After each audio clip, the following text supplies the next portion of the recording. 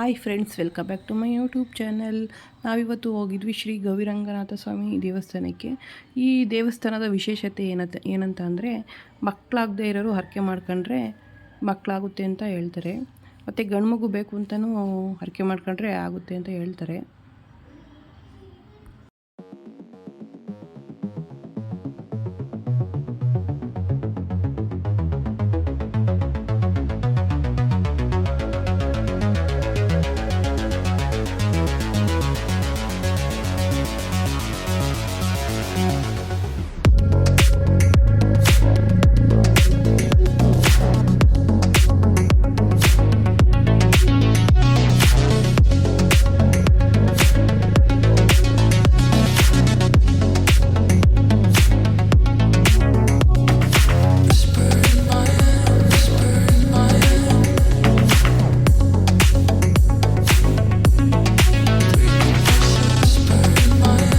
Thank you for watching.